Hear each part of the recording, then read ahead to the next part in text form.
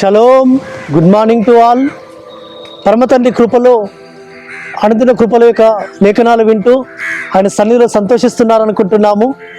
ఈ దినము కూడా అనుదిన కృపలో భాగంగా వస్తున్న లేఖన భాగం చూసుకుంటే యాకోబు రాసిన పత్రిక 5వ అధ్యాయము 10వ వచనములో ప్రవక్తలను శ్రమానుభవముకును ఓపికను మాదిరిగా పెట్టుకొనుడి అను ప్రియులారా, మనకు ముందుగా నడిచిన భక్తులను మనము ముందుగా ఉంచుకొని, అంటే వారి యొక్క జీవిత యాత్రలో వారు పడిన శ్రమలలో వారు ఏ విధంగా ఓపికతో వెళుతూ వచ్చారో, ఏ విధంగా సహనంతో సహిస్తూ వచ్చారో వారిని మనం మాదిరిగా పెట్టుకోవాలని పరమతండ్రి మనతో మాట్లాడుతూ వస్తుంటున్నాడు. ఎందుకంటే వారి యొక్క ఓపిక, వారి యొక్క మాదిరి మనకి ఈ దినం అవసరమైన సుమ.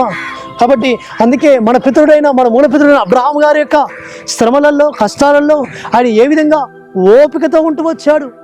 కాబట్టి లేక 100 సంవత్సరాలప్పుడు కలిగిన బహుమానమైన ఇస్సాకును ఆ బలిపీఠం మీద పరమతండ్రి బలి అర్పించమన్నప్పుడు, ఆ బలిపీఠం మీద బలి అర్పించబోవడానికి ఆ మోరియా పర్వతం వెళుతున్నప్పుడు, ఆ మోరియా పర్వతం మీద బలిపీఠము అమర్చి ఆ బలిపీఠం మీద ఇస్సాకును ఆయన బలి అర్పించబోతున్నప్పుడు ఆయన పడిన ఆ వేదనలో, ఆ శ్రమలలో ఆయన ఎంతో ఓపికతో నా తండ్రి నన్ను ఒక దినమున దర్శిస్తాడు, నన్ను నా తండ్రి విడిచిపెట్టాడు, నన్ను నా తండ్రి తప్పక దర్శిస్తాడు, నాకు మేలు చేస్తాడు, నాకు న్యాయం జరిగిస్తాడు, నా కుమారుని చంపినను నా కుమారుని మరణం నుంచి తిరిగి బ్రతికిస్తాడు అని గొప్ప శుభప్రదమైన నిరీక్షణతో, ధైర్యముతో, ఓపికతో తన యాత్రను కొనసాగిస్తూ వచ్చాడు సుమ.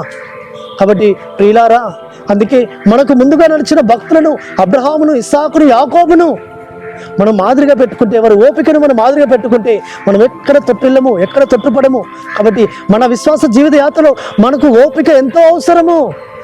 కాబట్టి ఓర్పు, సహనము మన జీవితాల్లో కలిగి ఉంటే తప్పక మనం విజయం సాధిస్తాం, మనము జయిస్తాం, మనం ఈ లోకంలో మనము నిలబడగలుగుతాం.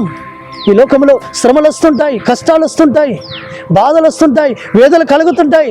వాటిల్లో మనం ధైర్యము, ఓపిక కలిగి ఉంటున్నట్లయితే ఆ పరమతండ్రి ఒక దినమున తప్పక మనకు ప్రతిఫలం ఇస్తాడు. కాబట్టి ఏ విధంగా వ్యవసాయదారుడు ఓపికతో వ్యవసాయం చేస్తుంటాడో, తొలకరి వర్షం కొరకు ఎట్లా ఎదురు చూస్తాడో, కడవరి వర్షం కొరకు కూడా అదే ఎదురు చూస్తాడు. ఎందుకంటే ఆ పొందుకోబోయే పంట, ఆ ఫలము తాను పొందుకుంటున్నానని, ఆ సంతోషంలో పాలిభాగస్వామి అవుతానని తాను ఎంతో ఓపికతో ఆయన ఎదురు చూస్తూ వస్తుంటాడు సుమా. కాబట్టి మనము కూడా ఒక మహిమను పొందుకోబోతున్నామని, ఒక జీవ కిరీటాన్ని, మహిమా కిరీటాన్ని మనం పొందుకోబోతున్నామని ఆ పరమతండ్రి సన్నిధానంలో మనం ఓపికతో, సహనంతో ఎదురు చూసినట్లయితే పరమతండ్రి తప్పక మనకు ప్రతిఫలం ఇస్తాడు. అట్టి విధంగా ఆ ఓపికను మనం కలిగి ఉందాం. ఆ ఓపిక కలిగి ఉన్నట్టుగా పరిశుద్ధాత్మతని మనకు సహాయం చేసి మనం నడిపించుగాక. ప్రార్థన చేసుకుందాం. పరలోకందర మా తండ్రి, సర్వోన్నత జీవాధిపతి యెహోవా మసీహానికి స్తోత్రములు. ఇంతవరకు మీరు మాతో మాట్లాడిన ప్రతి మాటను బట్టి స్తోత్రము తండ్రి. మేము ఓపిక కలిగి జీవితానికి సహాయం చేయమని ప్రార్థిస్తూ యెహోవా మసీహ నామమున స్తుతించి ప్రార్థించి వేడుకుంటున్నాము తండ్రి. ఆమేన్. మన సర్వోన్నతుడు, సర్వాధికారి, సర్వలోక సృష్టికర్త అయిన యెహోవా మసీహ కృప, ఆయన కనికరము, దయా, వాత్సల్యత నిరంతరం మనకు తోడుగా ఉండి ఆయన మనల్ని బలపరిచి నడిపించును గాక. ఆమేన్.